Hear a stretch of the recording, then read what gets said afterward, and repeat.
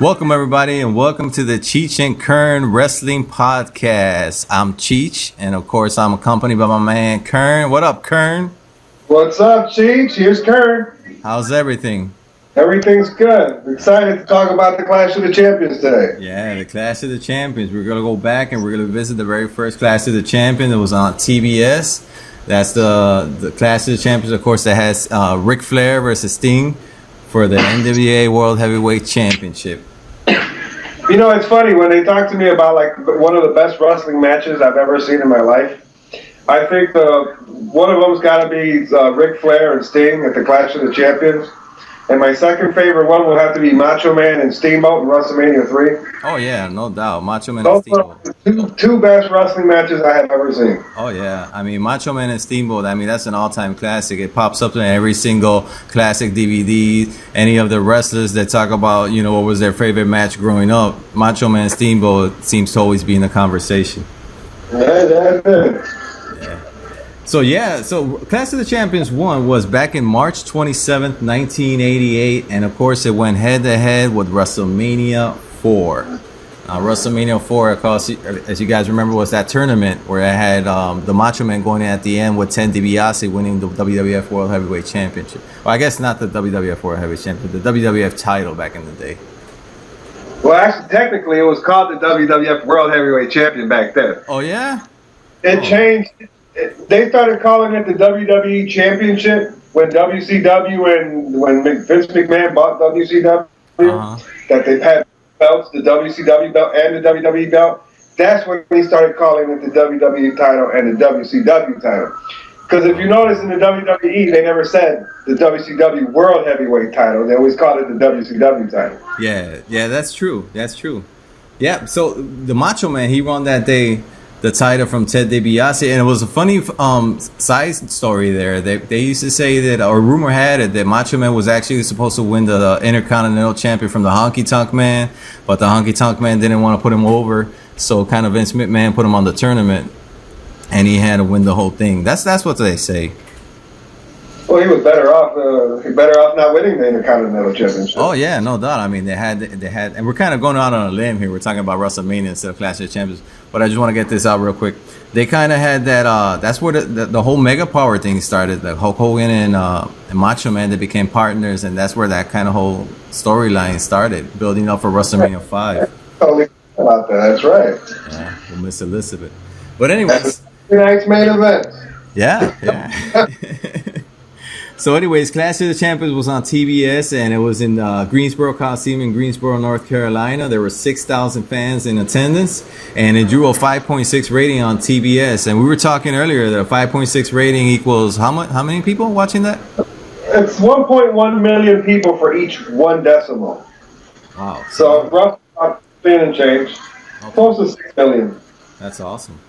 So yeah, so the start shows off with we kind of get like a cheesy background music intro to the show, and it was the 1980s, so yeah, no, I mean it was good. It was good for the but you can see it like really dated. We're watching it in 2015, and then you see that intro, but it was good for for 1988. It was a good intro, and then we get to the commentators, which are Tony Schiavone and Bob Caudle. They welcome us in, and they talk a little bit about the matches, and then they go to ringside, which Jim Ross was there, right? Yeah, that's correct. Actually, Jim Ross is doing the commentating, and Shivani and Claudia are actually hosting the show, if I'm not mistaken. Okay, yeah, that's right. So then Jim Ross takes that up to the ring announcer. His name was Tom Miller, and he goes in and he chooses the first match, which is an NWA World's TV title match versus it was Mike Rotunda, the dad of Bray Wyatt and Bo Dallas right now, going up against gorgeous Jimmy Garvin. And Jimmy Garvin was accompanied by Miss Precious. And Mike Rotunda, he was accompanied by Kevin Sullivan. He was part of the, was it the Varsity Club? The Varsity Club, yeah. It was Mike Rotunda, Kevin Sullivan, the dog-faced Gremlin. That's Rick Steiner? Rick Steiner was in that group also. Yeah. And this was a kind of a weird match because it was like an amateur rules match, and it had instead of a straight three count pinfall, it was a 1 count pinfall, and they would have 2 or was it 3 5-minute period rounds and 30-second periods between 30-second rest periods in between rounds. Right. I remember listening to Ric Flair on an interview one time talking about why they did that retarded 1 second amateur thing. And it was because like they were competing against the WWF for WrestleMania. They were trying to get people to find something different or unique with their wrestling program that hasn't been seen in professional wrestling. I didn't like it at all. I think Mike Rotunda and Jimmy Garvin in a regular wrestling match for the television title would have been great. It would have been great, in my opinion. Yeah, because I mean, the first 5-minute rounds they go by pretty. Nothing special goes down, just kind of like regular wrestling. Speaking about Jimmy Garvin, you know Precious is actually Jimmy Garvin's real life at the time? It was his real wife, really? I didn't know that. Yeah. And as of, I think it was like 1994 when Jimmy Garvin retired, they were still married at the time. Okay, so they're not married anymore? I'm not sure, but I'm saying since 94 was the last I remember them being together. And they were still technically married. He was retiring at the time. Okay. The ref for this match was actually Teddy Long. I forgot he was a referee, actually. I've always known him as player, the GM from SmackDown. And all of a sudden I see him in a ref. Plus he looks funny because his hairdo back then was kind of funny. He's missing a lot. He got kind of like a Hogan He was also manager. He was actually the manager in WCW for Doom. Remember Doom? Doom. Wow. He was the manager of Doom? Wow. I don't remember who Doom. Who was Doom? Doom was Butch Reed and Ron Simmons in WCW. I remember they were a tag team, but they were called Doom? They were called Doom. They first came out with a mask. When they had their mask, Teddy Long was their manager. And then when the mask came out, Chris Benoit's wife, the lady who passed away, woman, she ended up being their manager at the end. Wow. And that's funny because I used to like Ron Simmons and what was the other guy's name again? Butch Reed. And Butch Reed. I used to love them as a tag team, but I never knew they were called Doom. Wow. Yeah, I thought they were awesome. Yeah, if you tune into like some of the from the network, God, I think it was like 91, 90 or 91 when they were Doom. Wow. And they had great matches. They had great matches against the Steiners. They had great matches against the Road Warriors. I mean, they had some really good tag teams back then. Yeah, I like them. The tag team division back in the day were awesome. It's not like today. Today you hardly have any real good tag teams. But, back in the 80s and the early 90s, there were some real good tag teams there. I remember the Road Warriors. They were my favorite tag team back then. They really get to them a little later on in the show. So I got some notes here from the match, and the first period ended with nobody gaining the upper hand, and then about 30 seconds into the second period, Garvin started to get the upper hand, and Sullivan gets out on the apron, but Miss Precious grabs his leg, and this causes Sullivan to grab Precious from the hair and pull her up to the apron beside him and starts choking her. Garvin sees all this going down and goes to help Miss Precious when all of a sudden Rotunda rolls in up and gets the single pin. And he wins the match at 6 minutes, 10 seconds. So what you think about this match? What you think about the one-pin match style? Well, I didn't really like it. I'm not really into amateur wrestling. Amateur wrestling, it's boring. Okay. And here, if you watch the match, you can see they're actually having a wrestling match. But they're just waiting for the 1 count, which I'm not really too fond of the 1 count match. Yeah. I'm not really gimmick matches. Yeah, no, Kurt Angle would have had a field day with this shit. He would. Kurt Angle versus Brock Lesnar. They should have one of those matches for him. Yeah, so after the match is over, Garvin hits a brain buster on Rotunda and starts laying him out. And starts laying out Kevin Sullivan. And when all of a sudden Rick Steiner from the Varsity Club, as you mentioned, comes down and starts beating on gorgeous Jimmy Garvin. And immediately Miss Precious comes down into the ring with a 2x4. Where the hell she gets this 2x4? I have no idea. And maybe had Huggins waiting under the ring. Yeah, and she just nails Rick Steiner from behind, and then she proceeds to grab a coat hanger. Where the hell she get the coat hanger? I have no idea either. And she starts to choke the shit out of Kevin Sullivan from behind. And as all this is going down, JR, nuts on commentary, he starts screaming, "That's Precious! It's trying to choke the life out of Sullivan! There's a woman that was standing by his man." And I swear to God, I thought Jim Ross was having a heart attack when he was saying this. That's the one thing I like about Jim Ross. His commentary, he actually gets into it. Makes you feel like you're watching it. Yeah. And Garvin, he just grabs Precious and exits the ring as the crowd goes nuts. And I thought it was a nice way to open the show. You know, it got the crowd excited. The people were screaming up and down. But of course, you know, your winner and you're still NWA World's TV champ was Mike Rotundo. Hey, what did you say? How many people you say were in attendance there? 6,000? Yeah, 6,000. Well, that wasn't bad. No, I mean, you can see that show was filled to the gills. You know, you look at that and all the way to the rafters, you can see people. And kind of as we're speaking, we're watching the show in the background. And right now I see Rick Steiner. He's coming in. There's Precious hitting him with the 2x4. She's just going nuts on everybody. You know, Teddy Long's funny. He's sitting there trying to tell him to stop, but he's looking at the corner of the eye and he's looking at something else. He's not even looking at what's happening. Yep. All right, so then we go to Bob Caudle, and he starts interviewing Dr. Death Steve Williams. Now, I haven't seen Dr. Death. I'm not too familiar with his work, you know, back in the day. I know he went to Japan, but I'm not too familiar with what he used to do. Well, actually, I first seen Dr. Death Steve Williams. He was fighting in the UWF. You remember the UWF? Yep, UWF. He was a world heavyweight champion at the UWF. And that's when Jim Crockett bought UWF and they merged it with the NWA. And that's where I first started seeing Dr. Death Steve Williams. But where I became a big fan of his was in the early 90s when he started teaming up with Terry Gordy from the Fabulous Freebirds. Okay. And they won the NWA Tag Team Tournament to win the Tag Team titles and the WCW Tag Team titles.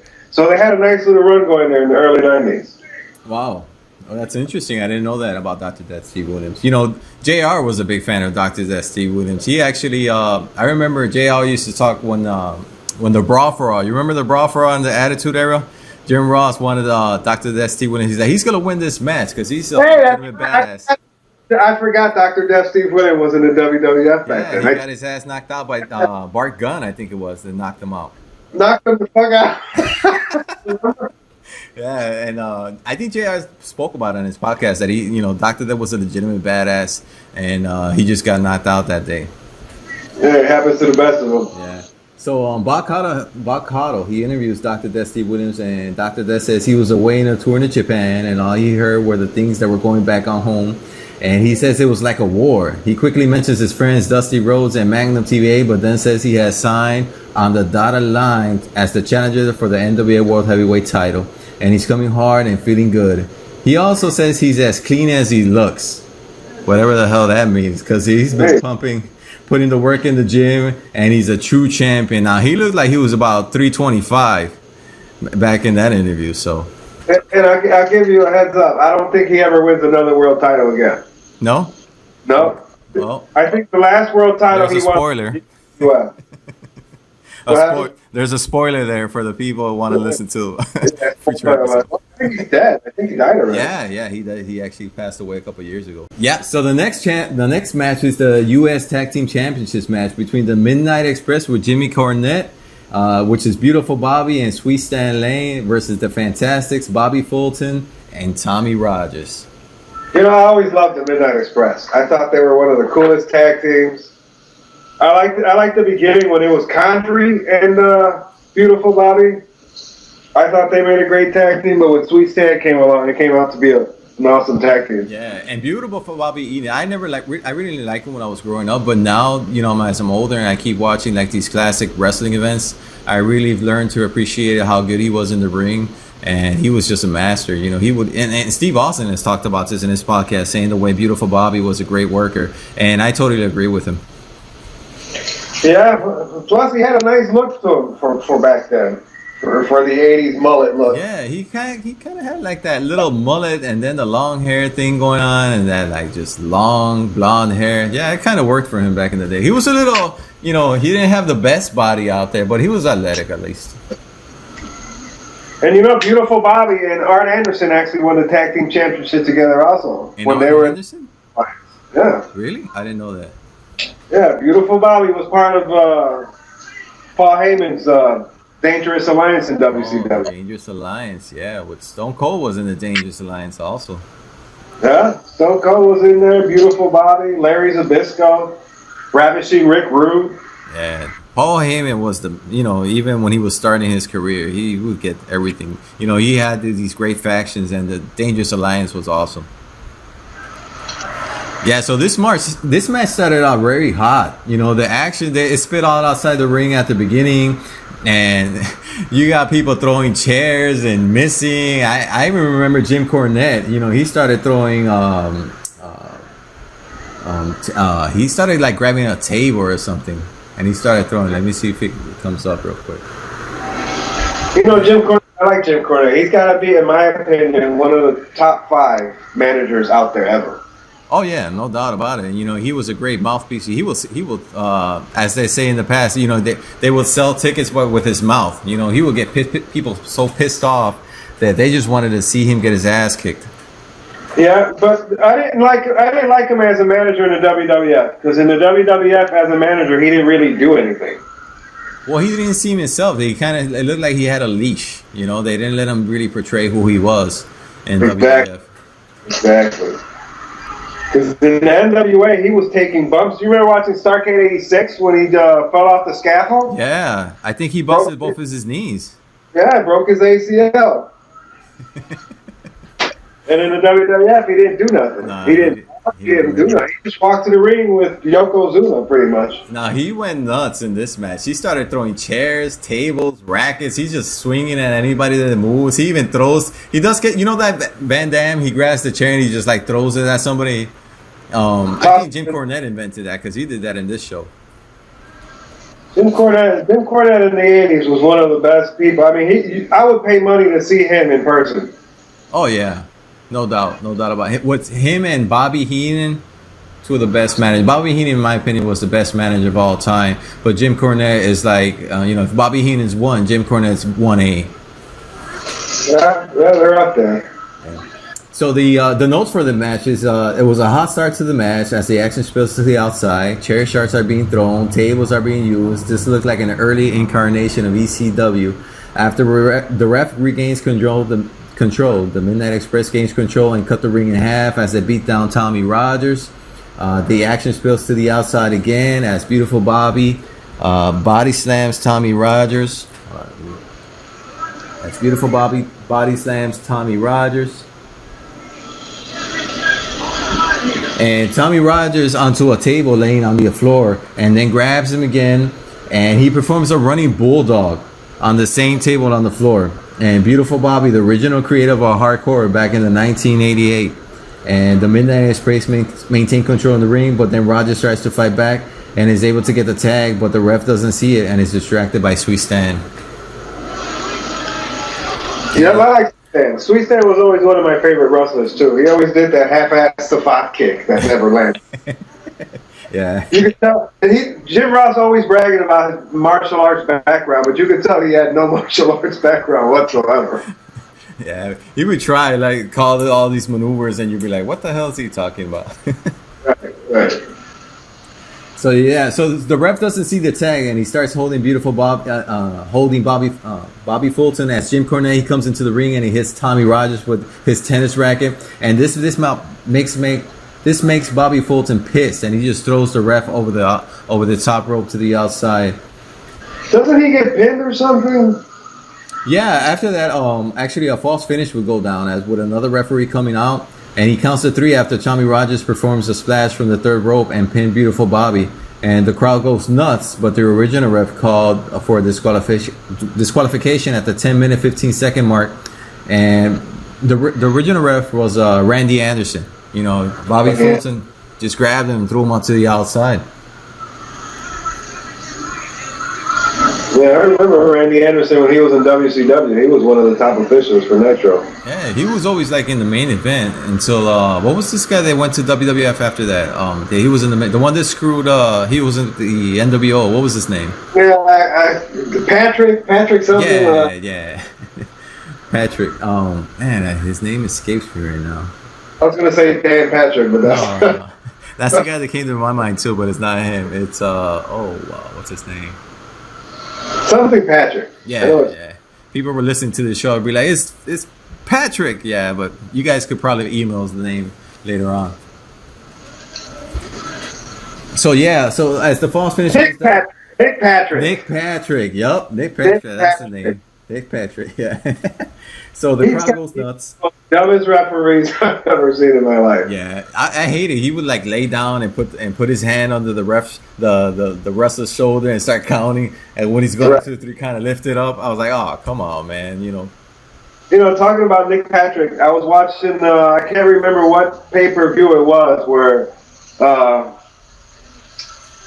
what is his name? Now I can't even remember. Brian Pillman was fighting Jushin Thunder Liger for the WCW light heavyweight title. I can't remember what pay-per-view it was, but it was in the early 90s. And Nick Patrick was wearing a referee cam on the top of his head. And every time they would put the camera, the hat would like slide down, and you will see like nothing but the floor. Well, I mean, that was WCW. His camera was messed up. So the crowd goes nuts as they thought that the Fantastics had beaten the U.S. Tag Team Champs, but of course the ref called for the disqualification at the 10-minute, 15-second mark. And I thought this was a solid match. It was very hot. People started throwing chairs, tables, doing bulldogs, Chip Cornettes running everywhere, and the people went real nuts when they thought the Fantastics won the tag team titles. Well, if you think about it, as of right there, the Midnight Express have had the U.S. Tag Team title for a long time. They had it since '87, and this was March of '88. Yeah. They've had the titles for a while at this point. Do the Fantastics beat them afterwards? Because they kind of set up another match after this, but I'm not sure if the Fantastics ever beat them. I'm not sure if the Fantastics ever beat them, but I do know the Fantastics were the U.S. Tag Team champions at one point. Okay. Because I remember them fighting with the Rock and Roll Express for the belts. Okay. There goes one. I'm watching Stan Lane, and Jim Ross is talking about his savate kick, but you can look at it and tell that was one of the weakest kicks you'll ever see. Yep. So yeah, as we watched this match, there was a point where Tommy Rogers, he was just getting his ass kicked in this match. He just kept getting hit, and Beautiful Bobby's laying it on him. And Bobby Fulton, he's trying to tag in. He can't get in. And the Midnight Express, I mean, they were real good at cutting the ring in half. Look at Jim Cornette. He cracks me up. Yeah, he's just running everywhere. He was a real prick. You just wanted to see him get hit. Yeah, and I'm sure a few fans got out there, got a chance to hit him.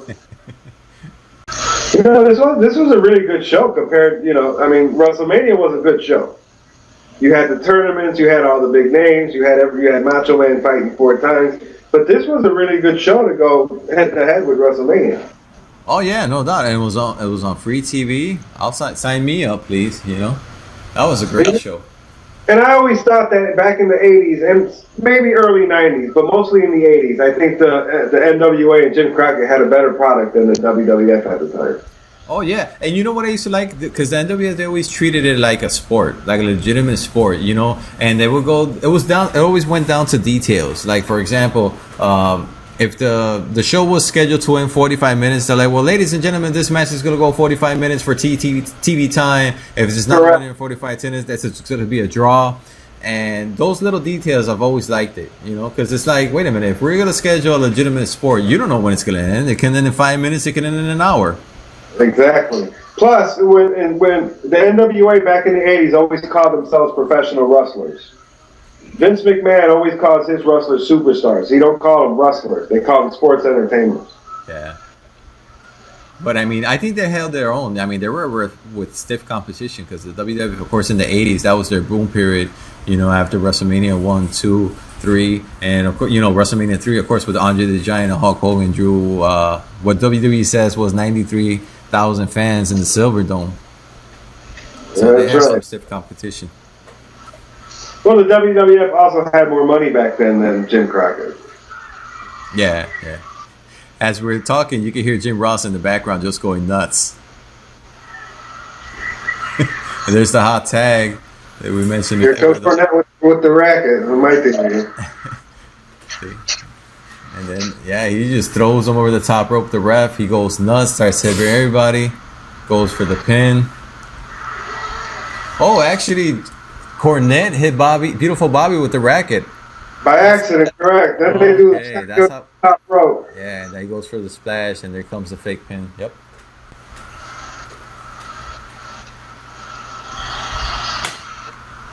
When the crowd goes wild. The crowd goes nuts. I mean, everybody was on their feet, you know. Everybody was on the feet. The only time I see that nowadays is when Daniel Bryan comes out. Everybody starts doing the Jess chant and they start going nuts. Other than that, you really don't get crowds this hot anymore. No, you stopped seeing that mostly in the late 90s. Yeah. Because when Stone Cold used to come out, I mean, the place used to go ridiculous back when he was. Yeah, but I mean, that was Stone Cold, of course. You know, Right. Stone Cold used to get that crowd. He used to, you know, people would go nuts. The only thing I didn't like about the Attitude Era, you would go to an arena and everybody would be covered with signs. And then you would try to sit down and then some guy in the front would have a sign he wanted to make it on TV. And then you couldn't see it. You're like, hey, lower your sign. And then the dude would be like, no. And then... You know, yeah, that is real true. That is so true. But I remember going a lot to Nitro, and I remember taking my signs. And I didn't care. Who couldn't see? You remember that one time we went to SmackDown? I think it was in the Roast My Hand Rights. We went to SmackDown. We went over there with WWF suck signs and Vince Fears, Russo, and not Russo, Bischoff. You know, I forgot we went to SmackDown. Yeah, we went to SmackDown and we had those signs. And I remember this guy. He was sitting in front of us and he looked back and he saw the signs. He's like, WWF doesn't suck. And like, yes, it does. Turn around.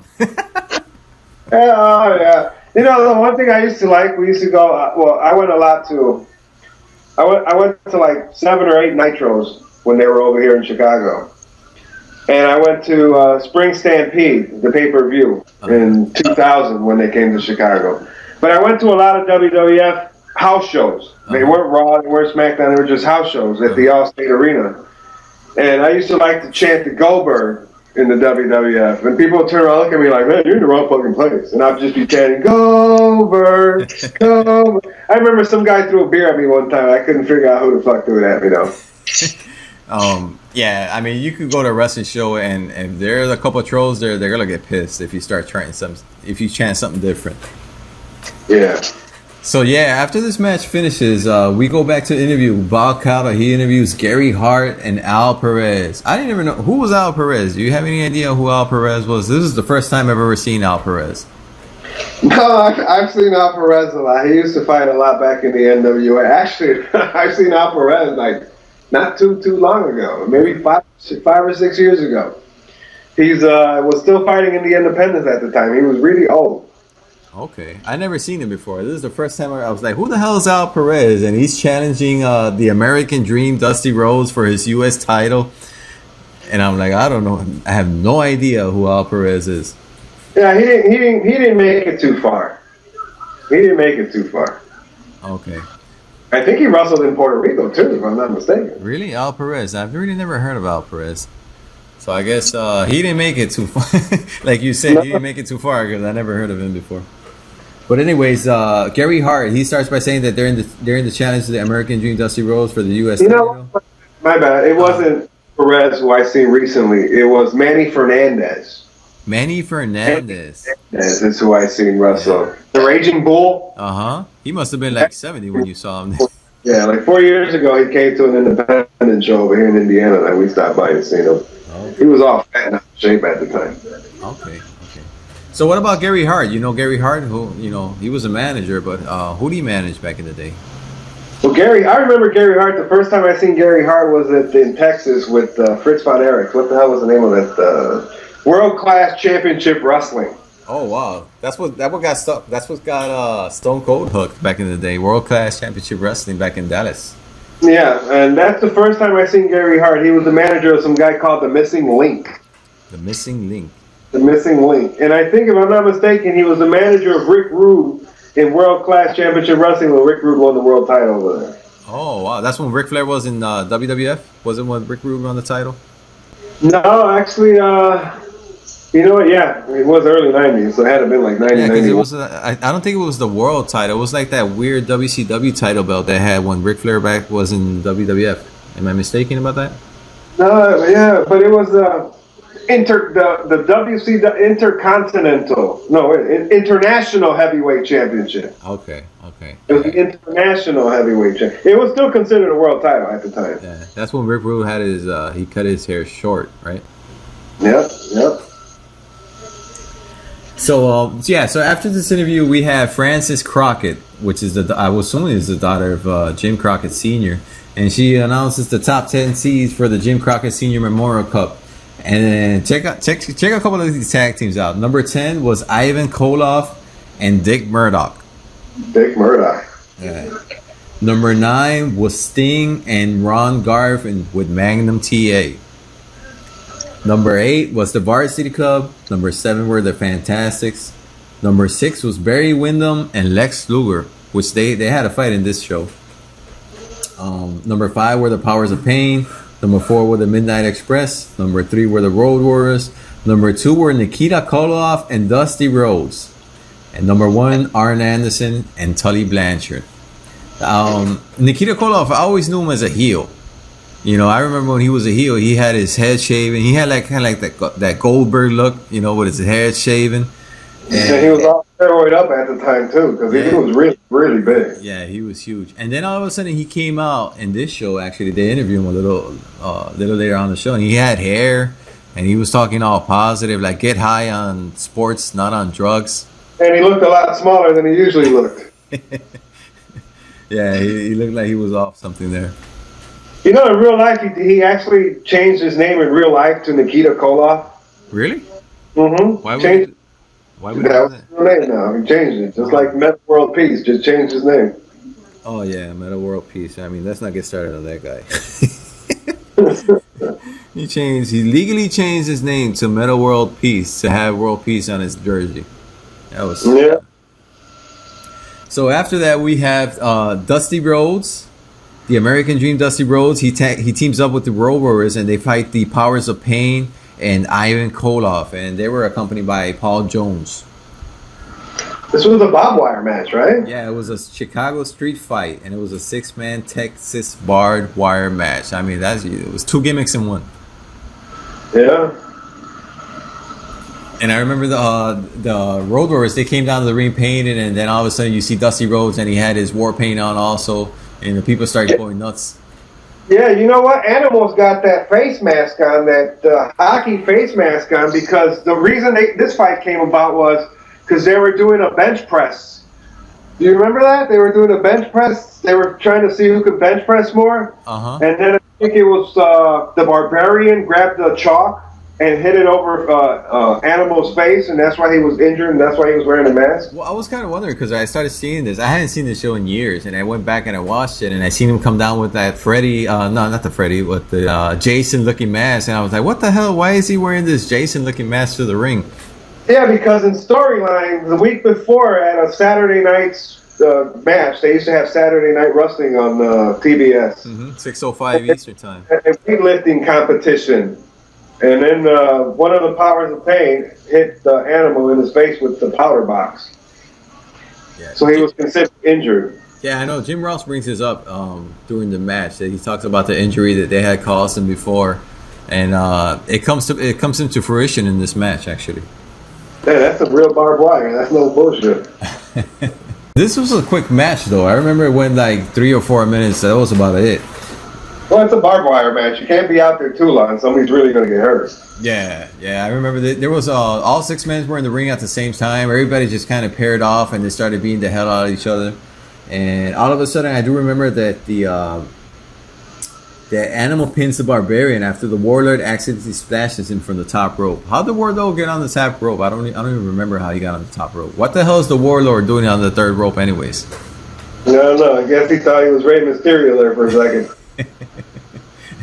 I know they keep trying to rip the mask off Animal. That's kind of like the story of the match. And I remember Jim Ross, he explained what you explained about the injury they caused him before. The Warriors, they were just badass for the time. You know, they would come down with those spikes and that pain, and that they just had like that bad motherfucker walk. You know, you don't want to mess with me.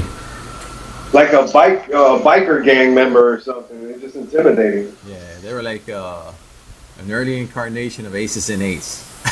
Yeah, right. And Dusty Rhodes, of course, he's bleeding his ass off. You know, I don't think I've ever seen a Dusty Rhodes match where he doesn't bleed. Yeah, you're right. Between Dusty and Ric Flair, I can't believe how much blood they lost in the 80s. Yeah. Of course, Dusty had that bionic elbow. He would just hit anybody with that elbow. People would just go down. They would sell it like, like that was the shit. So think about it. Dusty Rhodes back then was huge. Yeah, no, he was a huge star. He was a huge star. Yeah, he was as big as anybody out there at the time. He just starts DDTing everybody. Dusty, he gets in the ring, whoever he grabbed, he just DDT him. And the one thing I like about Dusty Rhodes was he always dressed apart for the occasion. If it was a wrestling match, he'd have his boots and his tights on. Yep. If it was a street fight, he'd come out with the jeans and the shirt and the taped up fists. Yeah, that's what I'm saying. That the NWA, they always treated it like a legitimate sport. They would, depending on what type of match it was, that's how they dressed. Depending the TV time they had, that's what they always said as the time limit for the match. It was always a legitimate sport in their eyes. Right. So we come to the end there, and after the match, the Powers of Pain, they remove the mask from Animal and start aiming for his eye and beating up, and they beat him with his fist. And so Dusty Rhodes gets the upper hand, and the heels flee the ring. Jim Ross is going nuts on commentary again. He starts saying, "They hurt his eye once again. Think of him in his career tonight." I mean, Jim Ross, I'm sure this man was in the brink of having a heart attack because the way he just spoke, it was just awesome. He was very passionate the way he called the matches in the ring. Hey, is Jim Ross in the Hall of Fame? Yeah. He actually went in with Jerry Lawler. I think it was in 2009, was it? 2009, 2010. I'm not sure what year it was. But yeah, they went in both at the same year. I've never heard it. I would like to hear his acceptance speech. I went back to see if it was on the network, but I didn't see they didn't have it. No, the only thing the network's got in the Hall of Fame are like cutaways or something. Yeah, they don't even show the whole thing. Yeah, they got kind of like the best of. I know they got the Hulk Hogan. They have Shawn Michaels. I'm not even sure if they have Ric Flair's speech up there. Yeah, I'm not sure, but they got very few. Yeah, they have a couple. Of course, last year's event is there in its entirety, and probably this year will probably be in its entirety also. Other than that, it's just kind of bits and pieces. Hey, have you noticed that most of the wrestlers that fought with Jim Crockett in the NWA in the 80s that went to the WWF became bums? Yeah, I mean, Dusty Rhodes, he came out with polka dots. Seriously? Dusty Rhodes, when he was in the NWA, he was a 3-time world champion, always had a belt, the U.S. title, the TV title, a tag team title, 6-man title, whatever title you want to call it. He always had a title with him, and he was always a main eventer. He went to the WWF and he became a bum. Yeah. Same thing here with the Warlord and the Barbarian. Here, they were main event tag team guys, always going out for the titles, always in some big storyline. They went to the WWF and the Warlord and the Barbarian became what? Yeah. Nothing. Actually, the Warlord, he had the 8-time NWA world champion. He went to the WWF and they made him look like a goofy. Yeah. Yep. That's true. And the Warlord, remember he had that Royal Rumble record of 1 second for years. Yeah. Or 2 seconds was it? I think it was 2 seconds, and for years. It's funny. Yeah, and it's funny because you think a guy with that look could have done something more than just what he did. He should have been main eventing with Hogan. Yeah, exactly. The size he had, the look, he should have been main eventing with Hulk Hogan. I mean, Vince McMahon should have did something with him, like he did with The Undertaker or something. Give him a good gimmick that he could have ran with. Because the guy was huge. He's huge. He's strong. Yeah. He's got the body. He's got the look. The only problem was he couldn't talk. Yeah, but I mean, they when he came in, he went in with was it Slick Rick? Slick. That his name, Slick Rick. Isn't it Slick Rick? I may be mistaken. Is that the Reverend? Yeah, it is Slick Rick. You're right. You're right. He used to come out with his buckets of chicken and everything.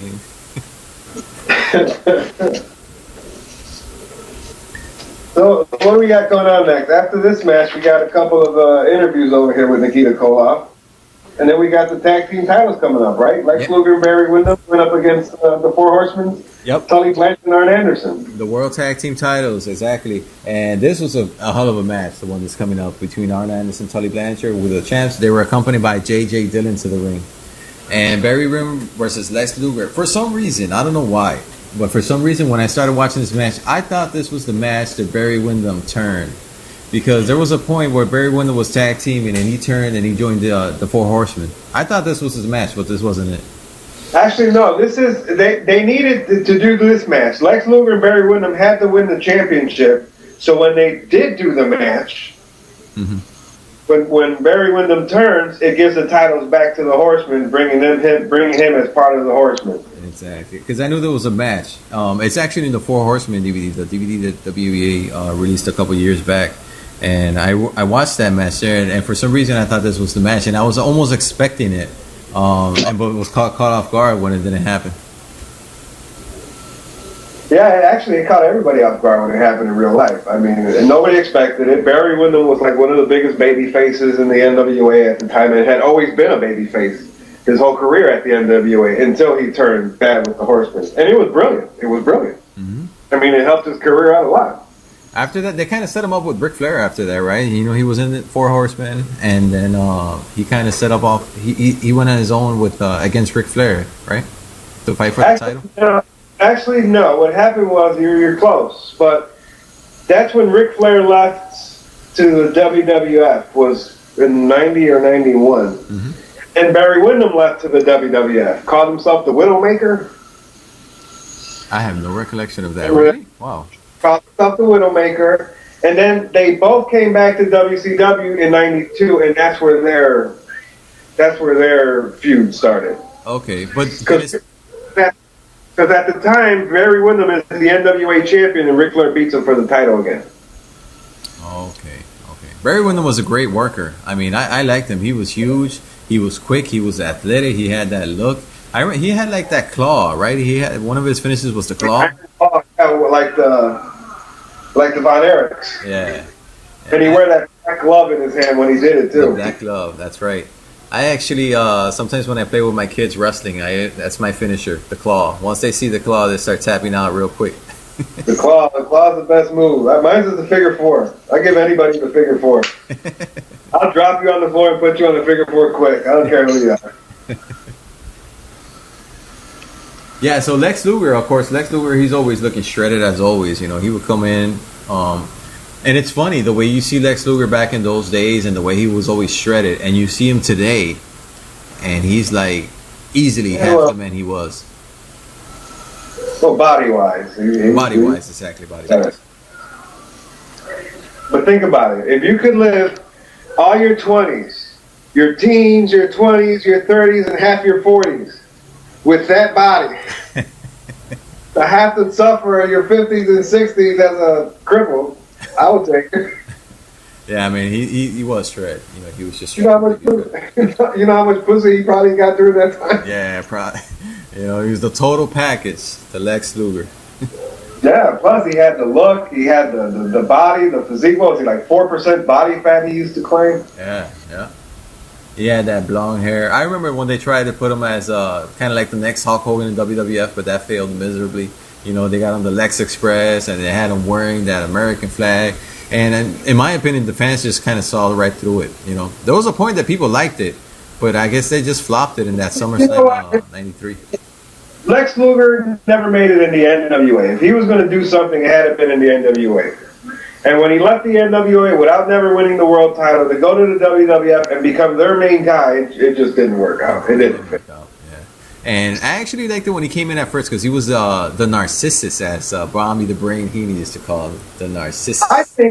I think they should have kept that. He should have kept that one going. That storyline should have kept going. He should have kept that character. It probably would have got him somewhere he could have turned good somewhere down the future. But they flipped him so quick, and it just never worked out. It always seemed like the WWF panicked at some point because Hulk Hogan was leaving, and they wanted to get that next big guy immediately, and they kind of just threw it on Legler, and he probably wasn't ready for it.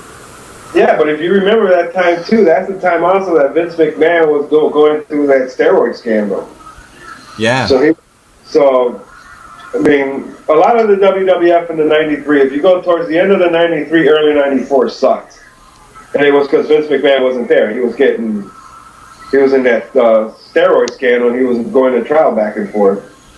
Yep, and there was actually a backup plan, right? In case that trial failed against him, he had to go to jail. There was it Jeff Jarrett? No, Jerry Jarrett. Jerry Jarrett. Jeff Jarrett's dad was supposed to be the guy in charge to run the WWF. That's a huge compliment if you think about it. Yeah, you know, That's a huge compliment. to take over the WWF back in the day. I mean, I wonder how wrestling would have been today, or how much that would have changed if Jerry Wood would have been the booker for a couple of years while Vince McMahon was gone.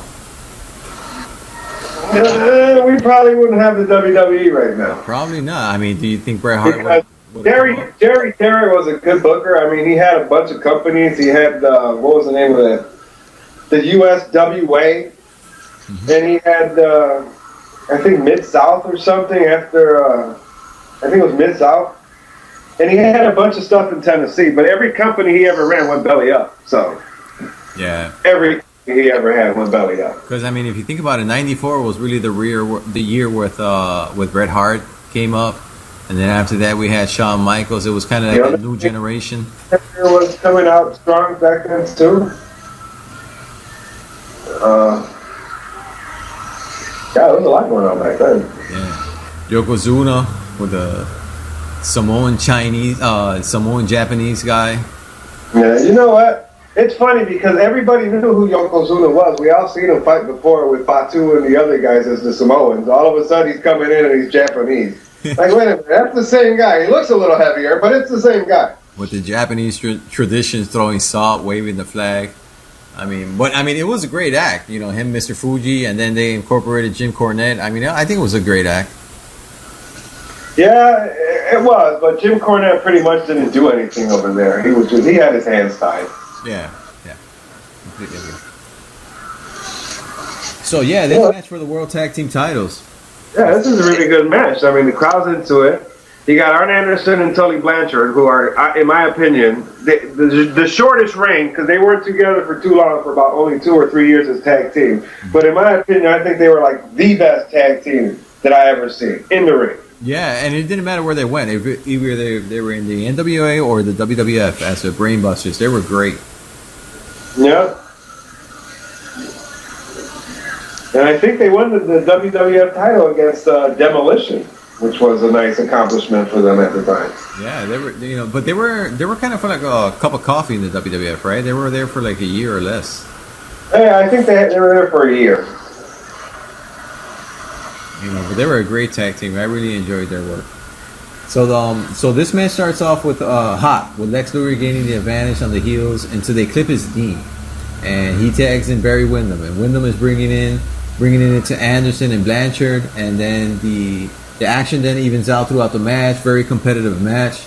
Anderson and Blanchard having in and out tags, while Windham never gives the hot tag to Luger. Luger then attacks both of them and power slams Anderson, and J.J. Dillon then brings in a chair and places it in the corner. As Anderson is going to throw Luger into the chair, but Luger reverses it, and Anderson strikes the chair and falls to the mat, and Lex Luger pins him for the win with at the 9-minute 35-second mark. You know, it's funny because the crowd goes crazy after they win. I mean, it was a great match. We had new tag team champions, and this is where the big swirl comes in that you were talking about. Barry Windham giving Lex Luger the chair shot. Yep. They were Lex Luger and Barry Windham. They were called the Twin Towers. Am I right? Yeah. Yeah. After the match, you know, JR, he started screaming, "A new tag team era has begun. The Twin Towers are the new champs." It's a miracle he didn't lose his voice by the end of this broadcast. But the Twin Towers tag team reign only lasted 3 weeks, if I'm not mistaken. So was it in the next Clash of the Champions, or was it in another event? Actually, I think it was Saturday night's main events, but the NWA version. They called it Saturday night events, not main events. Okay. Mm-hmm. And then after that, Arn Anderson and Tully Blanchard only kept the belts till the end of the year. Because they ended up going to the WWF. Yeah, that's where they ended up going to the WWF and having all those great matches over there. Yeah, it had something to do, I think, with Dispute of Money or something at the time. Because what was it? It was Starrcade? Starrcade 87, I think. No, wait a minute. What Starrcade was it? That they fought and they were mad about their pay. They said they only got like $1,000 and everybody else was getting more than them, but they were the one bringing the show. Well, it should have been this one. I think it was this one, Starrcade 88, because it was later on in this year that happened, and they went to WWF. Yeah, they fought Dusty Rhodes and Nikita Koloff.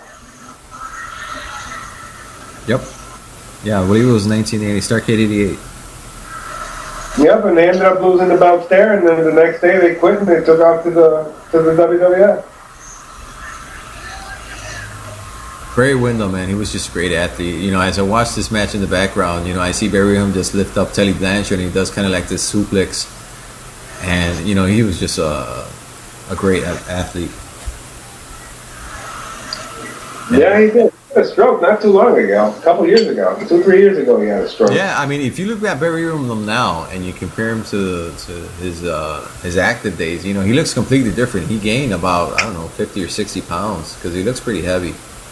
Actually, I seen Barry Windham wrestle in 2004. How do you look?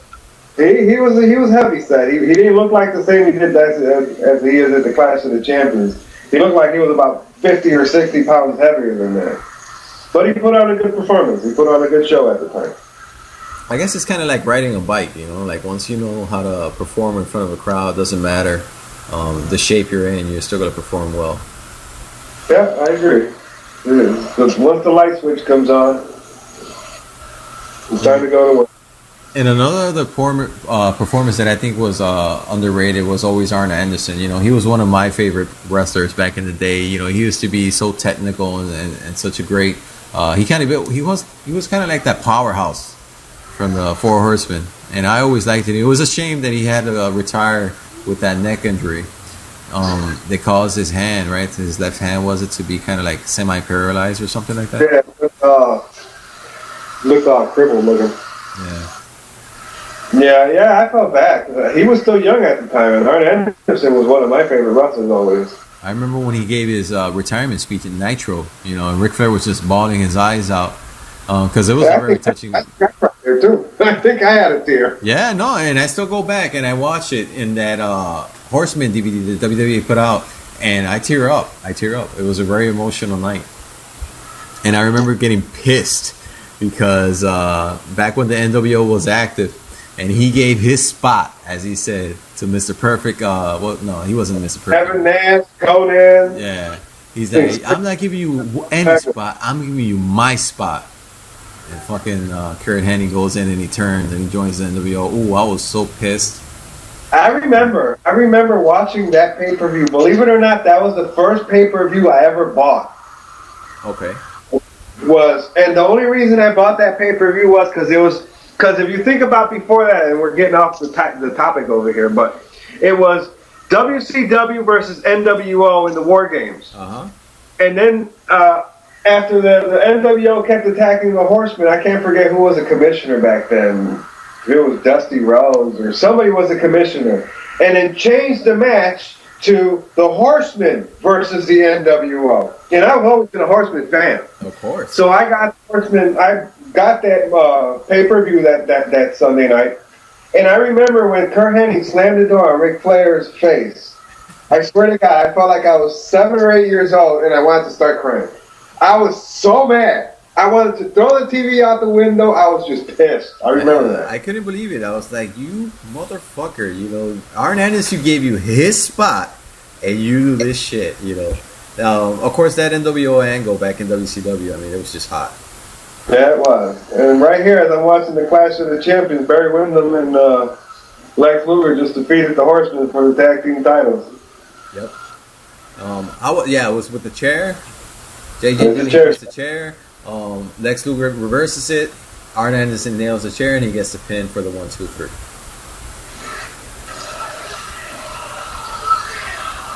Crowd is going wild. Yep. And we hear is JR going nuts in commentary as always. JR was a great announcer. He should still be announcing wrestling today. Yeah, I agree. He should still be out there commentating, in my opinion. So then what's next is Flair. He defends his title against Sting, a very young Sting back in 1988. You know, this is actually Sting's first match into the limelight. He's always been, if you've seen like Starrcade 87, he came out as the first match in the 6-man title. He was always like flipped in with other people at the time. This was his first time as a one-on-one. and headlining somebody as main eventing for the world title the same night as WrestleMania. I mean, they had a lot of potential for Sting at the time. Yeah, no, they had a lot of confidence in him, and I think he delivered. He for being his first match live television against Ric Flair, the best wrestler in the world at the time. He delivered. Yeah, he did. It ended up being an awesome match. It's still one of my favorites all time. Now, for something that NWA always did, they always kind of had like judges. They always would bring judges to kind of judge the match and kind of call it just in case there was some type of controversy, which there always was. And they had 5 judges for this match, and one of them was Gary Juster. He was from the NWA Board of Directors. And they had Sandy Scott, which they say he was a former NWA pro wrestler, but I'm not too familiar with Sandy Scott. Yeah, neither am I. Then they had Patty Mullen. She was the Pet of the Year. Penthouse. That's right. Yeah, she was the Pet of the Year. And then they had Jason Hervey, of course, from the Wonder Years, and of course he's now I think he's the business partner for Eric Bischoff, right? For Bischoff Hervey Productions. Yeah, they are, and they do a lot of TV right now. Yep. And then we had the 5th guy. He still produces, if I'm not mistaken. He still produces Impact Wrestling. At the end of the show, when the names go up, his name still pops up as executive producer of Impact Wrestling right now. Really, Jason Hervey? I thought he was gone when Bischoff was gone. I thought they both left. Bischoff isn't gone either. He's still executive producer of Impact Wrestling. Really? Wow. Yeah, his name still comes up at the end of all the credits. Wow, unless he got like some type of contract. But do you think he gets any say-so in creative, or it's just... No, I don't think he has any creative whatsoever. I don't think he has anything to do with anything. Okay. He's just executive producer. He's the one that tells you when the lights come on. He tells you when the lights go off. He tells you when to take commercial, when not to take commercial. Okay. He's the one that puts the show. But he has nothing to do with creative or any of that. Okay. And then the final job was Ken Osmond, and he was Eddie Haskell in the new Leave It to Beaver. As they would announce the shit out this show throughout the whole show. The new Leave It to Beaver. I'd never seen that show, so I'm not sure. If I'm not mistaken, but I'm going to bring it up now in case I forget when it happens. Mm-hmm. But if I'm not mistaken, from the bunch of times that I've watched this episode, at the end they only get 3 people out of the judges. There's 5, right? I think it was 5 or 6 people, but only 3 people give their answer. Yeah, their results.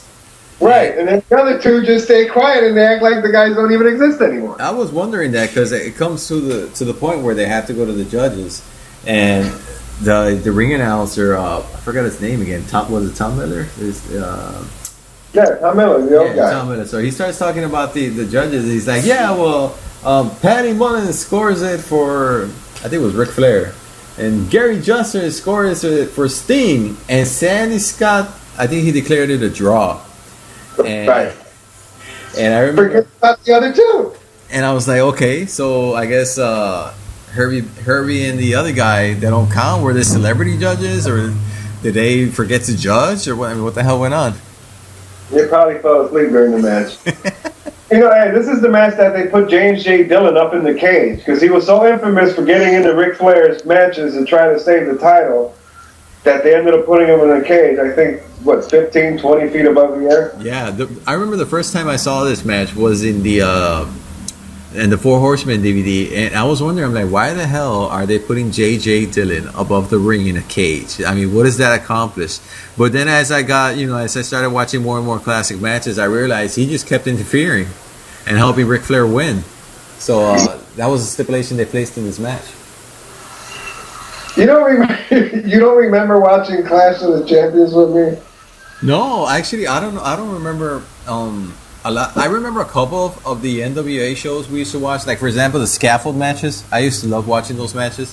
But I don't remember none of these. Like, I would really have to go back and watch to kind of remember these things. Okay, well, I'm going to give you an example. Me and you had a bit. We never moved to Puerto Rico at the time. We were still living in Chicago. We lived in Wrightwood and Laramie in Chicago. Okay. Uh-huh. It was right there. We went across the street. I had a Polish friend named John. You don't remember going with? You had to be like 6 or 7 at the time. and we went across the street to watch the show, and actually got in trouble by mom because we came home late at the time. Wow, well look at that. The only thing I remember about Wrightwood was I was playing in the stairs and one of there were like twins next door. There were like some twins that lived next door, and one of them pushed me off the stairs, and I felt like I broke my arm. I remember that. I remember that. I remember that. And I tried to hide it to go inside and crying like, and mom's like, "What's wrong?" I'm like, "Nothing," and my arm's all swollen up. God, I remember that. Yeah. And so and then when mom, of course we're Puerto Rican, so you would tell mom that, and she would just like hit you like what, and just smack you. It make it hurt even more. That's right. Yeah, but actually, my first memories of wrestling actually come from being in Puerto Rico. When we moved here, that first we went to go to that video store, and we would watch those old Coliseum videos like Hulkamania 3, Hulkamania 4, and they had that Hulk Hogan like posing in the cover. Yeah, I remember all that. That's really my earliest recollection of watching wrestling. And we would go and rent those videos, and we would rent WrestleMania, and always ended with Hulk Hogan's music. Well, I remember. We remember watching Saturday night's main event in Wrightwood.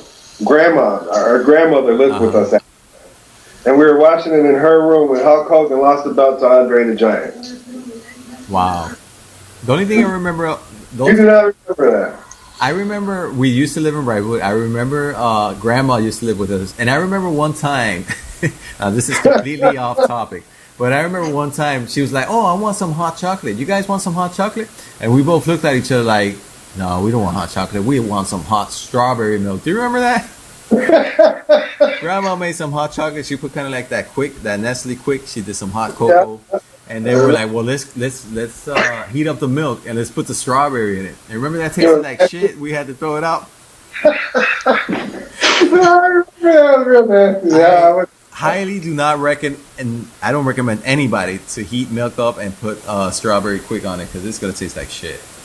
Oh no, you gotta remember we were poor, so we probably had that bootleg. Yeah, it was probably one of those. It gets all hard. You gotta like stick the spoon in there to kind of get it loose. Yeah, I think it was solid as a rock. You gotta chip away to get some of that pink shit in there. And then when you stirred it in the milk, then it wouldn't go away. Yeah, it was just I remember that day. That was just horrible. Yeah. Well, we crowd for a while at this match. Yeah, no, Ric Flair, he would go in and styling and profiling with his robes, and he would always go in, and he had his great hair slicked back, and he would just go and start screaming and styling, profiling, woo, all the way. And if I'm not mistaken, Ric Flair was 38 years old at the time. I always seen Ric Flair for some reason. Maybe it was the bright yellow hair, but I always seen him as an old guy for some reason. Always looked at him and I'm like, man, he's like 50. But it was always because of his hair. His hair is always that white blondish hair. Yeah, the bleached blonde hair. Yep. Plus, he wrestled till he was old, man. He was when he won the title in WCW in 2000, he was already in his 50s. Yeah, no, and he had some good matches in WWF when he came back. I remember when he came back, I wasn't expecting him to wrestle at all, and then he wrestled Undertaker at WrestleMania 18, and that was a hell of a match. Yeah, that was. Wow, yeah, he did. He actually had some good matches. He won the tag team titles a couple times. Yeah, with Batista. With Roddy Piper. With Roddy Piper, he ended up winning the tag team titles. And he won the Intercontinental title. Yep, he beat Carlito for it, I remember. Yeah. The son of Carlo Colon, the last year's inductee to the WWE Hall of Fame. I don't really like him. Huh? I don't really like Caribbean Cool Carlito. Oh, really? No, I'm a huge fan of Carlito. When he started going, I remember I was watching Carlito early when he was like 18, 19, just starting in WWC.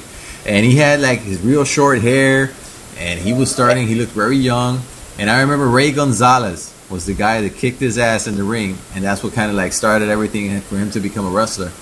And he got really good, really fast. But of course, everybody was pissed off because he's the son of Carlos Colon, and he was the promoter. And Go ahead, I'm sorry. That's right.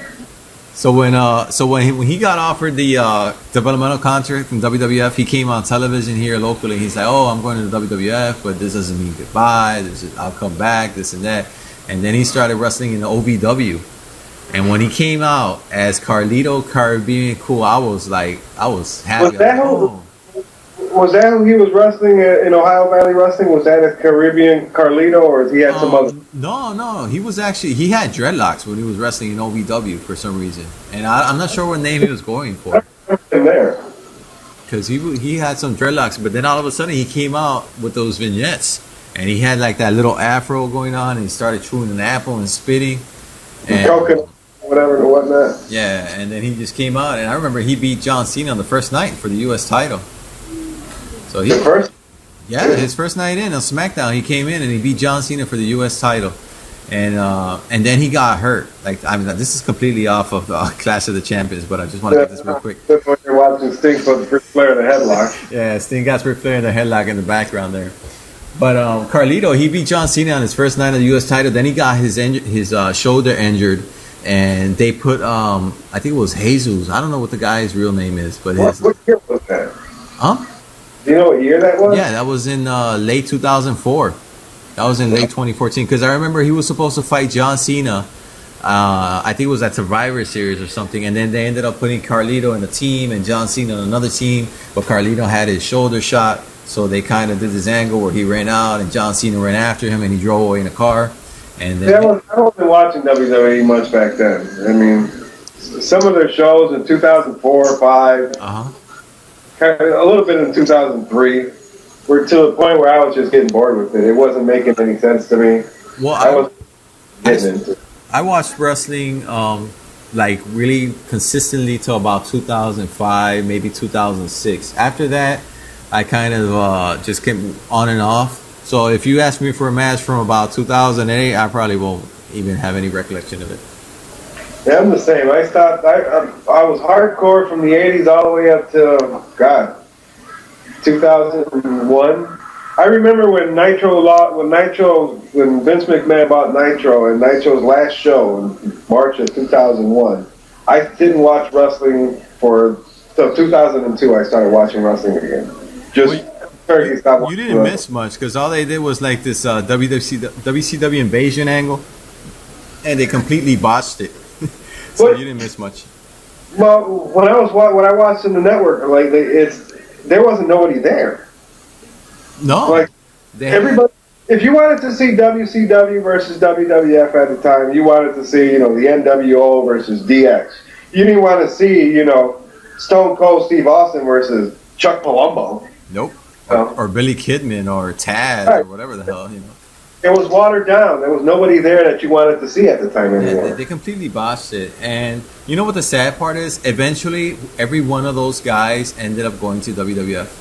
So if WWF would have said, all right, well, I'm going to buy Hogan's contract. I'm going to buy Kevin Nash's contract. I'm going to buy Goldberg's contract. But I had a hell of an angle. That was guaranteed money they were waiting. I mean, who gives up guaranteed money? Oh, yeah, I know. I'm saying. But then they should have held that angle to a later date. Because they did that invasion angle, and they just didn't have the key players to do it. So in my opinion, they botched it. And then you had Stone Cold and Kurt Angle as part of the alliance. Like, come on, man, those are WWF guys. Yeah, that made no sense whatsoever. And then they should have kept ECW and WCW separate. I mean, it wasn't worth it. Yeah, the thing I heard, exactly, that Monday Night Raw, where all of a sudden all the ECW guys were in the ring, and they kind of looked at each other and like, wait a minute. And then they turned around and they started beating the WWF guys, and then Paul Heyman, he was in commentator, he got up. He's like, this invasion just got extreme. It didn't make sense. Because ECW had nothing to do with WCW at the time. Yep. Nothing. And then you had Stephanie McMahon buying ECW. And then the funny thing was that ECW was still open. Yeah. When WCW closed. Yep. So they didn't some invasion when ECW was still currently open. I mean, they didn't have no TV contract, but they were still currently open. Yeah, I remember Paul Heyman saying that he had to leave ECW open because of the bankruptcy he needed for 60 days, 90 days, some type of shit like that. And then he ended up closing it afterwards, owing money to a whole bunch of wrestlers. Yeah, well, that's the life of a promoter for you. Anyways, we completely got off topic here off Clash of the Champions as we're watching Sting beat the hell out of Ric Flair in the corner there, laying on those punches there. You know, Sting looked like a Road Warrior. Remember when Sting him and his tag team partner, the Road Warriors, when they were tag team partners? The Road Warrior as in Ultimate Warrior? Yeah, the Ultimate Warrior and Sting used to be partners. Yeah. Back in the day. What were they? They were the was it the Blade Runners or something? They had Runners. It was the most retarded. I mean, the tag sucked, but they both looked good. They had the talent at the time. They had the look. I wonder what would have happened if Sting would have signed with the WWF instead of the Ultimate Warrior. I wonder how that would have turned out. I think it would have turned out great because I mean Sting was a great wrestler. He still is, well, I'm not sure he's still a great wrestler now at what's his age? He's 50 something now, I believe. I think. But he's always a great wrestler, and his gimmick, you know, the way he's been able to adapt, you know, that crow gimmick really got him far. You know, he's vigilante now. He's vigilante Sting. Yeah, the vigilante Sting. It's at some point during this match, they cut the screen and they show Patty Mullen, and it's funny because JR is like, well, I'm sure she hasn't seen action like this before, even though she's used to seeing a lot of action. That's right, she's the porn star. Yeah. JR throwing a little nod there at Patty Mullen. And you know, one thing you don't see no more now is like 45-minute matches, hour matches. That you used to see back in the 80s when in the NWA. You don't see that anymore. You don't see matches going hour time limits or 45-minute time limits. I don't think people will believe a match that long these days, unless it's one of those real back and forth matches that just keep you in it. People aren't going to watch it because, for example, this is a great match, and I love this match. And right now, as I'm watching it in the background, I see Sting. He got Ric Flair in a headlock, and he's had him in a headlock for the last 2 minutes. If you do that today, people are gonna start booing the shit out of that because they're just not, you know, they don't have that patience. Yeah, matches nowadays they only last 5 minutes tops. Yeah. The last match that I seen was an hour long. It was great. That was between John Cena and Shawn Michaels on Monday Night Raw. I think it was after WrestleMania 23. At some point, they had that match, which is it was an hour long. And I remember Chris Jericho. Iron Man match or something? Yeah, I don't think it was an Iron Man match. It was a match. It just went an hour long on Raw. Oh. And I remember Chris Jericho. He actually said that was the match that made him want to come back and wrestle because he had left in 2005. And when he saw that match in 2007, that's when he called Vince McMahon to start planning his comeback. Wow. Yep. They don't do that anymore. You got too many characters and you don't have too much time. So you think Sting is going to face Triple H at WrestleMania 31 this year? I mean, it'd be a good match, but I'm not sure. I don't know. I think the money match still has to be Sting versus Undertaker. Maybe they'll do it next year at WrestleMania 32. Try to fill that Dallas Stadium, 100,000 people in there. My opinion is, I think Sting should come in, do something in WrestleMania where he turns heel and joins, like Triple H and whatever. I think that would be a nice angle to go with Sting. How many matches does he got left? 1, 2? Yeah, he should. And I don't think he should be in there more than that. I agree, because when he was fighting wrestling in TNA not too long ago, he was wrestling, 20 and 25 matches a year. Yeah, yep. And he's still a name draw. He can still draw in people. Yeah, he has that whole nostalgia thing going on. And since he's never been in WWE, it's kind of like a new toy, so to speak. Right. 20 years too late, but yeah. I still say he should have came in with WCW closed down. He would have had a great, 10-year career in WWF. Yeah, he had a good career in TNA. He did, but I mean, of course, TNA never got to the level that that WCW even got to or anything. So I mean, he never really got exposed. There's people now that actually wrestling fans that I know here. They're like, oh, whatever happened to that Kurt Angle guy? Like, he retired like 10 years ago. I'm like, wait a minute, he's been fighting in TNA for 10 years. And they're like, what's TNA? So, I mean, it's I don't know the type of exposure this team might have gotten in TNA. And now, I love TNA, don't get me wrong. But I don't think, the level he could have gotten in WWE. Well, I think the reason he went there was it was more convenient, less travel, pretty much the same amount of money. Because he was getting paid by Panda. He wasn't getting paid by TNA. So, I think it was more for convenient for him. Oh, yeah. No, I mean, also the travel schedule is much smoother than TNA. Right. Because TNA did all their tapings at Universal Studio at the time. So, all you got to do is fly to Florida every now and then. You got Sting holding Ric Flair on the floor with a bear hug. There's your judges. I still remember watching it, waiting for the other two judges to give their announcement. You never got anything from them. Yeah, I mean, I don't know if they botched it, if they forgot to read those results, or they were never planning to read the results. I mean, what the hell happened there? Because they kind of just went off the air real quick also, and they didn't even bother explaining why they didn't give their scores. Well, that's the bad thing about when you have like these big long matches, and then you know how many TV commercials do they have in 45 minutes? Mm-hmm. 3, 4. But so I don't think a lot. Did they ever? I don't think they ever cut to commercials in this event, did they? I mean, during the matches. I mean, they had to. It's your live television. I'm pretty sure they had to. Because I know after the matches, they would like kind of go away and come back with the interviews and this and that, and they would go to commercials. But I don't think during this match, because it never seems like, unless the editing was just flawless, because it never seems like they went to commercial.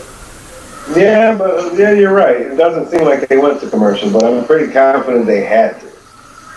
Just because it's live TV. Mm-hmm. Kind of like the format we're used to today, that halfway through the match, like, oh, Raw rolls on, and they just go to commercial. Yeah, and then they end the match in the network, so they force you to get the the app, but you got to see it, the ending of the match. Yep. The way I loved the way Ric Flair used to fight, he would always get people over. Is that classic saying, Ric Flair could wrestle a broomstick and make it look good?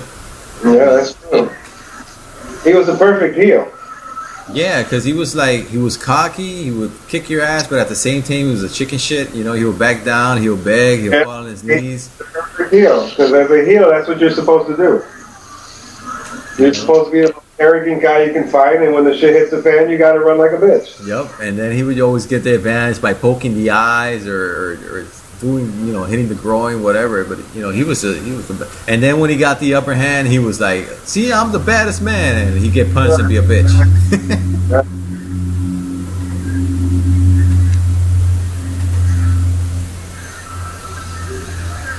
It's funny because the crowd's going wild over there, but nobody stands up to go to the guardrail and touch anybody. Yeah, I mean, wrestling back in the day, people weren't as nuts. They would respect that space. They didn't need so many security guards to control other people. Now, everybody just starts mugging it with people. Yeah, that actually started in the 90s, the Attitude Era. For example, Roman Reigns, he still comes through the crowd, but I bet you if he turns heel, he's going to stop that shit real quick. Yeah, you would have to. You might get mugged on the way down. Even though as the Shield, they would come down, and they were heels, but they were kind of like cool heels in the Shield. You never really hated them.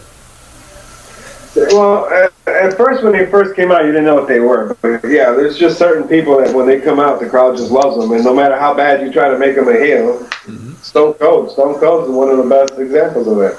Yeah, he tried to become a heel, and it didn't work. People wanted to cheer him all the time. Right. No matter what he did, the crowd wanted to cheer him all the time. Tony Schiavone, he was a good commentator also. I mean, people don't give him credit because at the end of WCW, it just seemed like he didn't give a shit. But he was a great announcer in NWA and early WCW. Yeah, actually, when WCW closed, he ended up signing with the XWF, one of Jimmy Hart's federations. He did commentary there with Bobby Heenan for a while. Yeah, I remember Hogan had a match there once. I think it's actually in that Hulk Still Rules DVD. They have a match between Hulk Hogan and Kurt Hennig in the XWF. Yeah, I think that's Hulk Hogan's only match there. Yeah, I remember after the match, I think Mean Gene was there. He interviewed him, and Hogan's like, "Yeah, I'm gonna come for the XWF title," but of course that never happened. Yeah, actually, a lot of the old WCW guys went over there. The Mean Gene was there. Tony Schiavone went there. I think Buck Bagwell went there also. Who else? Kurt Hennig was there. A few guys went over there. Yeah, that was in 2001. So that was actually when Jerry the King Lawler, he quit the WWF and he went to do announcing there in XWF for that short stint. That's why Paul Heyman came in. Totally forgot that. That's right. Because Bobby Heenan went over there, but he was a manager for a while. And then it was short-lived because they didn't last too long. I think they were only out there for like 6 or 8 months, and then they were closing down. Yeah, it was less than a year because I remember that was in 2001, and that match between Hogan and Hennig was like maybe November, December, or maybe not December, but like early November or so. They had that match, and Kurt Hennig came out in the 2002 Royal Rumble as a surprise entrant. Yeah, that's right. Yeah, it didn't last too long. I remember it was out there for almost about 6 or 8 months. I mean, they had some good TV, but it didn't last long. Flair was just awesome, just getting the heat on his opponents. You know, he would go out there, he would choke, he would use the guardrails, he would use any trying attacks, then he would go out and blow kisses to the women, do that little strut. Yeah, the famous Ric Flair strut. Yeah. What's the ref's name? Is that Tommy Youngblood? Tommy Young, yeah, that's it. Yeah, that guy, he was a great ref. Yeah, he was. He did most of the main event matches in the NWA at the time. You can hear Jim Ross in the background as Flair chops the shit out of Sting, and Sting just keeps coming back. He does like his own version of the Hulk up. Starts punching, lane punching. Sting goes over, Flair goes over the top rope to the floor. Starts begging. Now, they just mentioned it. How come the match continued if in the NWA you could disqualify top rope? That's true. He did go over the top rope. That's right.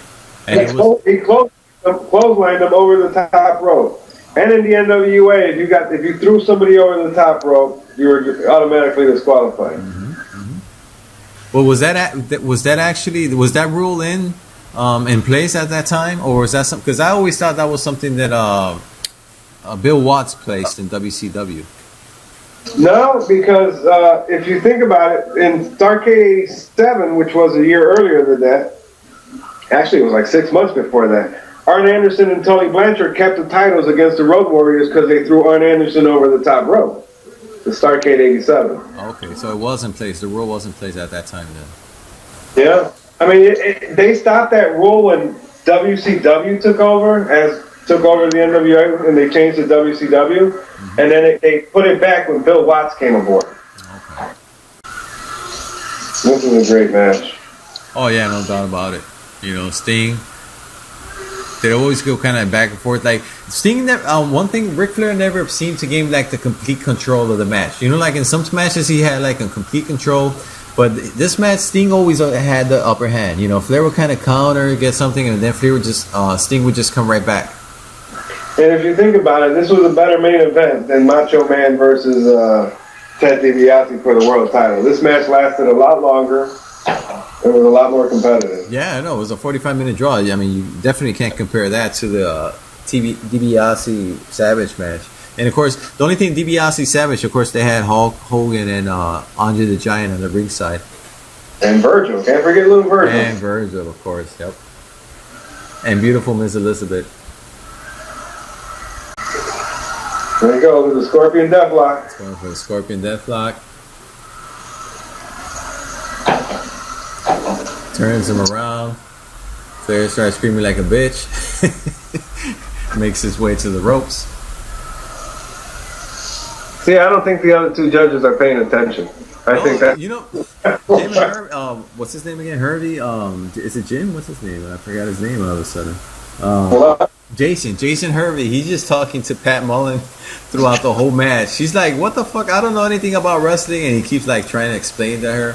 That's another thing that always cracks me up. Was why would you have a bunch of celebrities that don't know anything about the match to sit there and judge the heavyweight title of the world match? Exactly. The main. And actually, at the end, people were pissed. I don't know if you noticed, but at the end of the broadcast, people were just screaming the hell out of Patty Mullen, like, "Oh, you bitch, you whore," because she had voted for Ric Flair. And it's funny because they're in Charlotte. I mean, they're in North Carolina, Greensboro, and that's pretty much Ric Flair country. That's so you can see how awesome of a heel Ric Flair was. That people there actually wanted to see him lose. Yeah, lay on the road.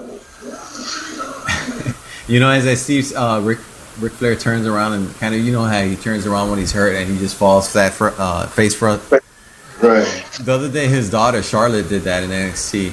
How is she doing over there? I don't really watch NXT too much. NXT is awesome. And for anybody that has the WWE Network, I highly recommend to watch NXT because you get real great quality matches. And his daughter Charlotte, you know, she comes down and she has like a little remix of his old theme with this new version of the theme, and it's just badass. She was the NXT Women's Champion till this last special event where she lost it to Sasha Banks. Well, she's doing good. She might be called up right after WrestleMania. She might be in the main roster. Yeah, but the only thing I don't like about the I was going to say the knockouts, but they're called divas, they don't really do much. Well, that's in the main roster. But if you watch NXT, they give them a good 10, 15-minute matches. I mean, Natalia and Charlotte, they had the match of the year kind of last year at NXT one of those takeover events. It was the match of the year. Because in TNA, you have at least one or two, you know, like knockout matches. Mm-hmm. In WWE, you get one women's match, and then that's pretty much it. You don't see them no more. Yeah, you get one women's match where there's like 12 women in tag teams or whatever, and it lasts like 30 seconds. Right. There's like 10 different women there, and two of them probably don't even get into the match. Yep. But NXT, they got some real good divas coming up there. They got Charlotte, they got Sasha Banks, they got Bayley. Emma went back down there again. I never liked Emma. Well, they really didn't do anything with her in the main roster. You know, in NXT, she had that little dance going on. They had little bubbles. It was good, but they never really used her in the main roster. This is a great spot in the match where Ric Flair, he gets on top of the rope, on top of the second turnbuckle, trying to tease that he's going to dive to the outside towards Sting, and the referee gets in the way, like, no, don't dive to the outside. And of course, I've never seen Flair dive to the outside. The only high spot I've ever seen him do was go to that corner where he would miss and get body slammed off the top. Yeah, I've never seen him jump off the top rope to go out to the floor either. You know, it's funny because this was the first match where Sting was competing for the world title, and he didn't actually win it till, 2 years later. I mean, he chased the championship for like 2 years before he got a chance to win it. He won it, was it at 91? Was it when he was a champ? No, I think, no, he actually wasn't in 90. At the Great American Bash in 1990, he won the title from Ric Flair. And then he ended up having a feud with the Scorpion, which ended up being Ric Flair dressed up as something else called the Scorpion, which was, but yeah. Was he was under a mask, right? Ric Flair was under a mask? Yeah, he was under a mask. And then they fought at Starrcade 90 for the title. And Sting actually defeated Ric Flair, or the Scorpion at the time. And it was a bad match because Flair couldn't do no chops, he couldn't woo, he couldn't do nothing.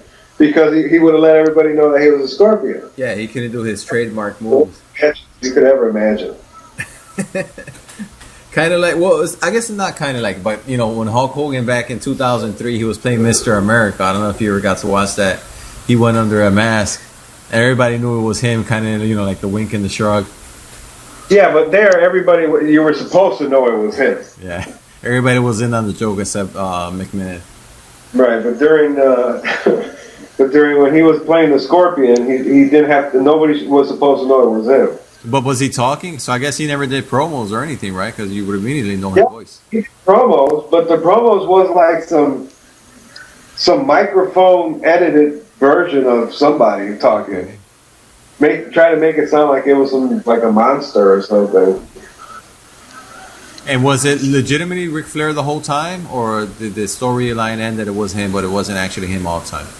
I don't know. I've heard in interviews where he said that it was Ole Anderson that was playing the Scorpion, and then at the end they just put him in because it was just a fit. But yeah, but I'm pretty confident. I heard an interview with Ole Anderson where he said that he did the voice, but he was never supposed to be the actual Black Scorpion. Okay, because there's actually a big difference between Ole Anderson and Ric Flair, both in their physical, the way they look, and the way they talk, and actually the way they wrestle and everything. So, plus, Ole Anderson was like 60 years old in 1990. I mean, he was old already. He was in his mid-50s when he joined the Horsemen for the first time. That was a great group, the original Horsemen, with Ole Anderson, Arn Anderson, Tully Blanchard, and Ric Flair. My favorite version was when Lex Luger was in the team. Oh, really? I thought it made it look good because they actually had a powerhouse guy, a young powerhouse guy at the time. Ric Flair coming off the top rope again. Sting super slams him to the floor. Not to the floor, to the mat. Goes for the pin. That would have been a hell of a super slam.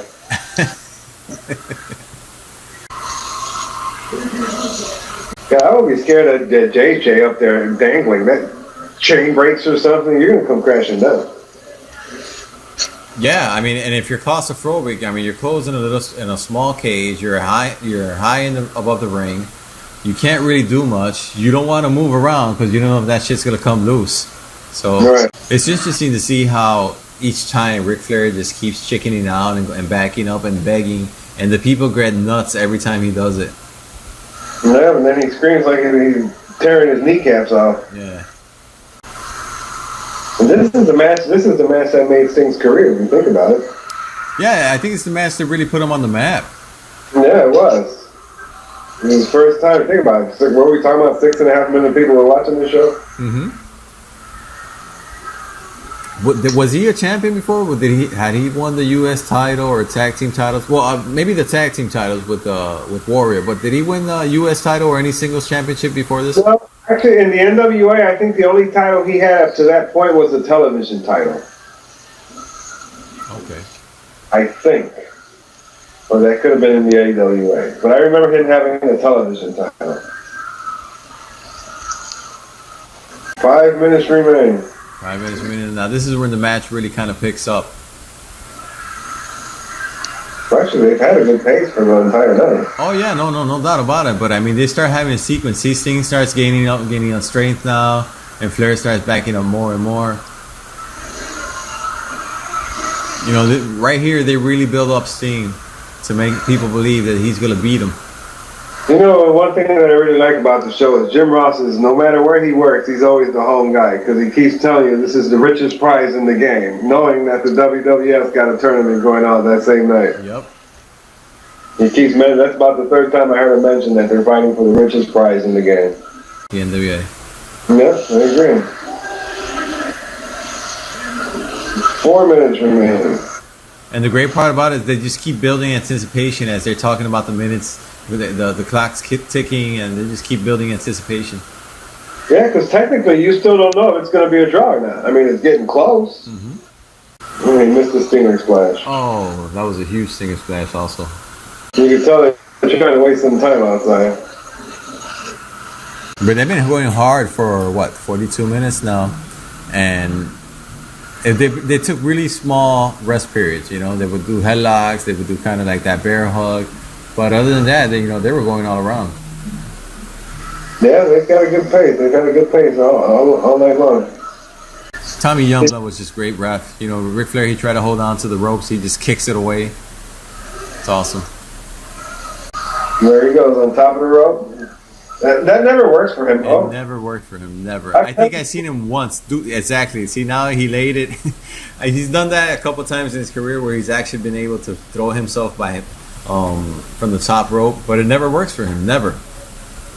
Yeah, I've never seen that. Occasionally, maybe, but yeah, it never works.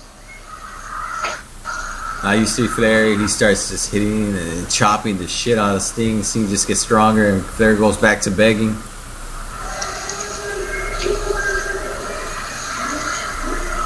Last minute of the match.